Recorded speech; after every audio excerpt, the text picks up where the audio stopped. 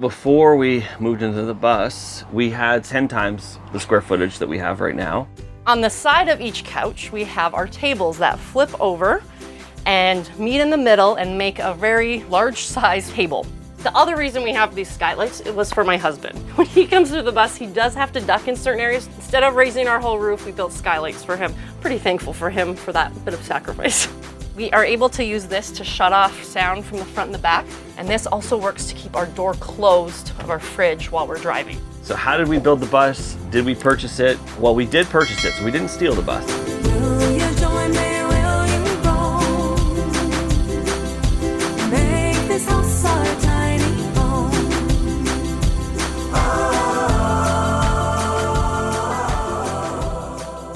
Hi, we're Jonathan and Taryn Kausal. Welcome to our home.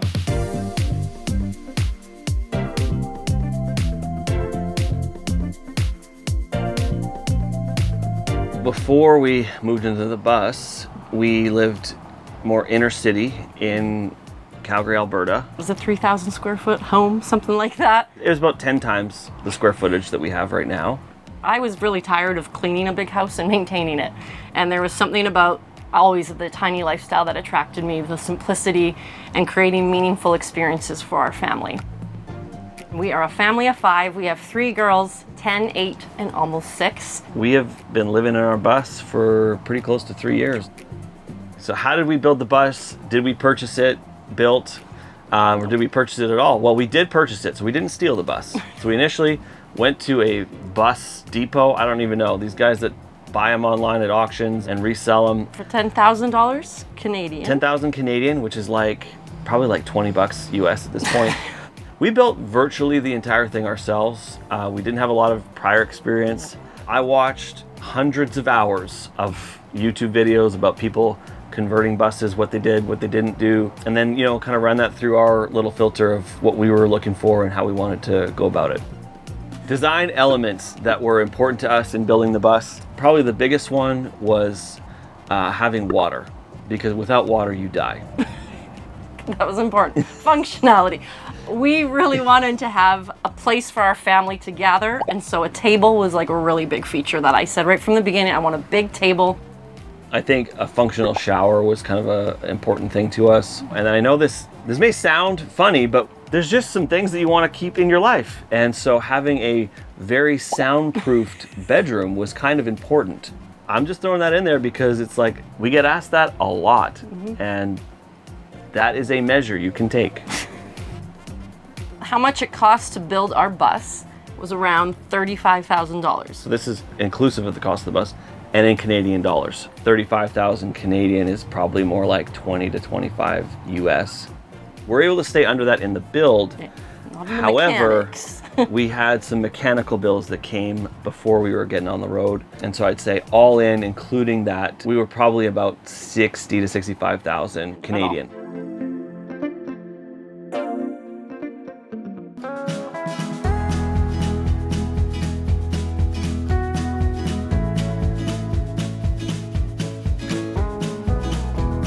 When you first come into our bus, the first thing you see here is our shoe area. So the girls can put their shoes here, and then they also have a little collection of all the rocks and seashells that they find on our travels, which is very cute.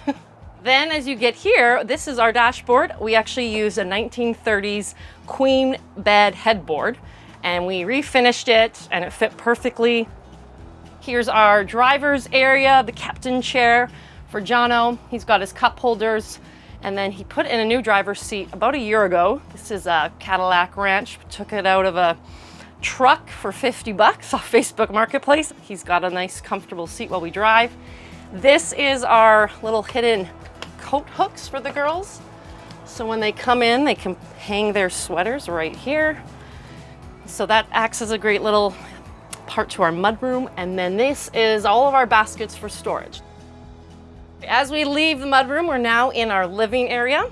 And right here we have 6-foot couches for our whole family to sit on. We have seat belts hidden right below, little lap belts for us while we're driving. Underneath the couches, this one comes up on gas struts, and we have a piano stored under here.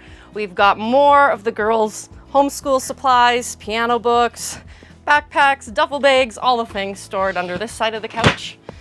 And then over here is our battery storage. And then on the side of each couch, we have our tables that flip over and meet in the middle and make a very like large size, farm size table that we can sit about 8 to 10 people around.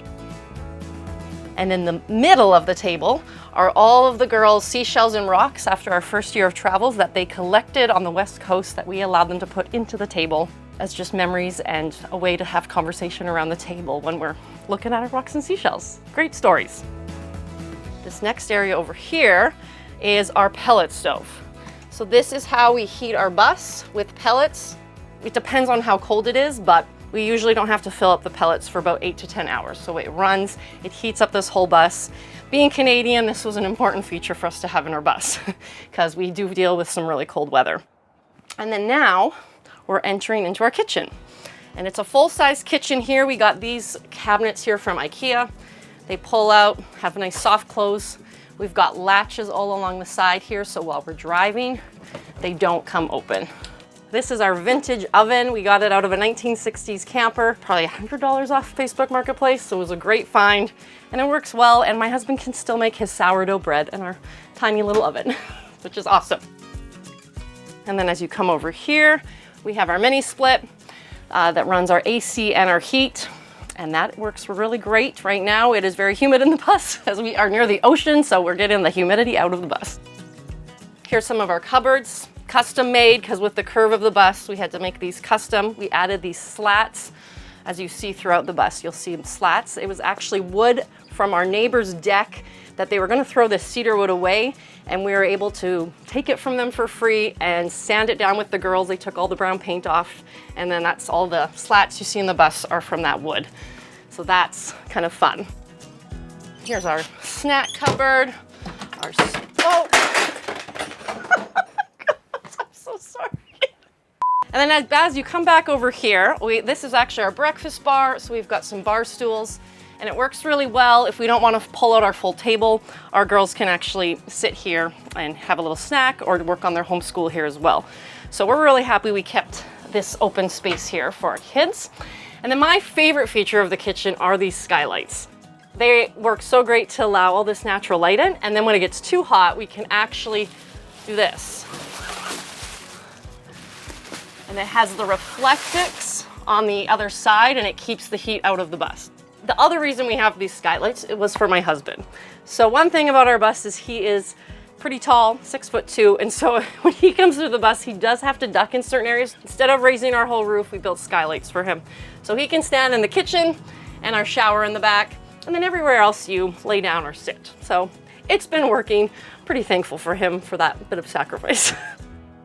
As we move around here, this is our fridge. It's an apartment-sized fridge, 10 cubic feet. We can do really well at storing all our food for our whole family for about a week. And then I also really love these. This is our swinging doors. We are able to use this to shut off sound from the front and the back. So when we're hanging out in the front and the girls are in the back, it kind of separates and creates a sound barrier and separate spaces for hanging out. They also latch, and this also works to keep our door closed of our fridge while we're driving. All right, as you make your way to the back of the bus, the first room here on the side is our compost toilet. So we made this compost toilet ourselves. It's worked really great. It wasn't as hard to adjust to as I thought. There's a fan in the bottom that vents out any smells. And yeah, the girls learned how to use it very quickly. We have a mirror and all of our toiletries and my makeup. I can sit here and just quickly get ready for the day. So it's a nice room for that. And then as we move over here, we have our shower. And we also have our sink in our shower, and it actually acts as like a wet room for our girls. So they have such a little sink. When they're brushing their teeth, they kind of make a mess. So actually we're glad we put the sink in the shower.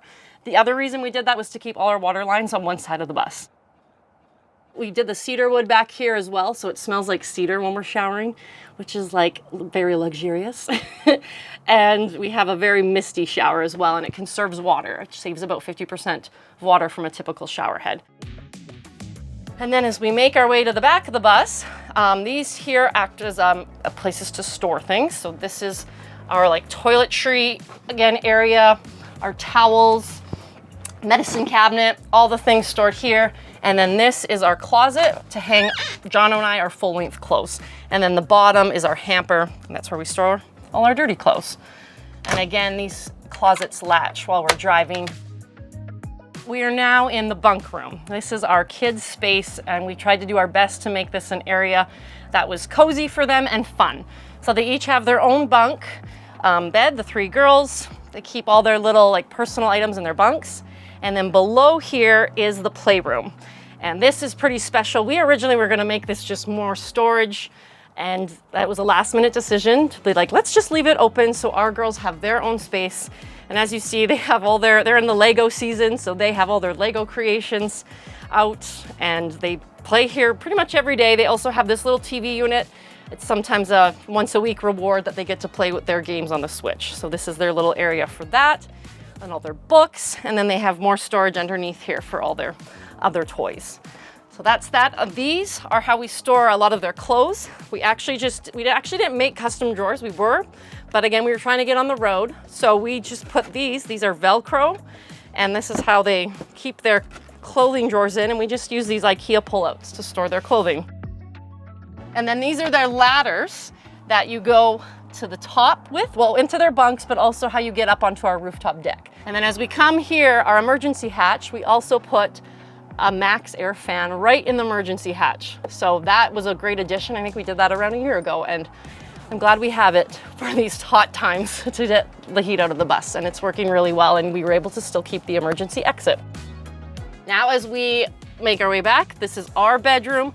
We do have a door right here that works, again, to have privacy. We're in a small space, we're right next to our girls, and it was important to have some privacy, so we put this pocket door. This is the whole cozy area. We did all the slat work again, so you'll notice all of that. Up here is our clothing storage for our folding clothes. So Jono has one side, I have the other side for all our jeans, t-shirts, and sweatshirts. And then at the end of our bed, we have these that flip up, and it's our sock and underwear drawers. Under our bed, we also have storage there. So the whole front half, this lifts up on gas struts, and we have all of our seasonal clothes. And then under the back half is our 100-gallon water tank.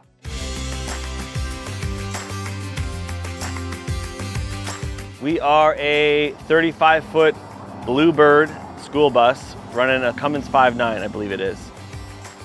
I guess we're gonna go through the outside. Security camera. We got cameras kind of all around the bus, all connected into Wi-Fi. This is our doorbell camera. And we got some solar lights on the outside just for nice basic lighting, but up top you can see all around the bus.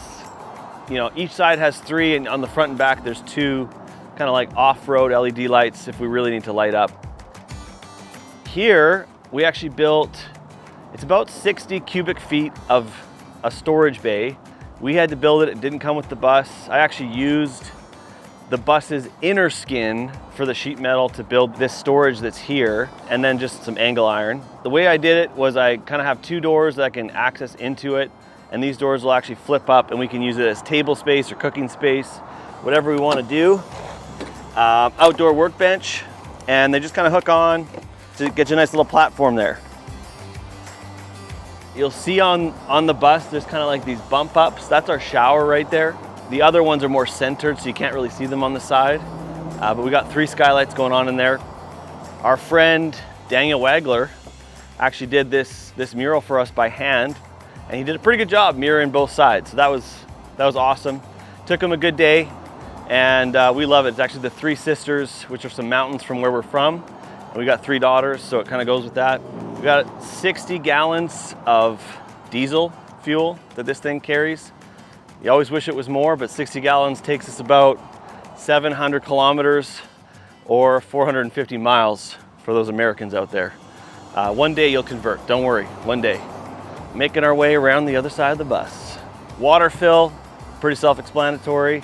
Down here we've got our mini split. Yeah, that was a whole process getting that mounted. They use about 1/3 of the power of like a rooftop AC that a lot of RVs have, so many people choose on buses to do these mini splits. We like to face this side of our bus south. Up top, we do tilt some of our panels, and so in the winter months, that just gives us the opportunity to tap into more sunlight.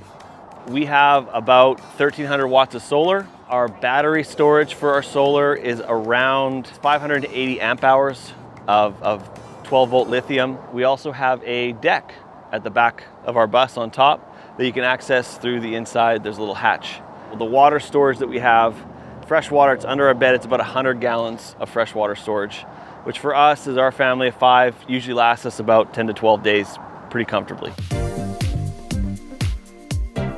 Choosing to live more nomadically at times puts us at distance from loved ones, friends back home.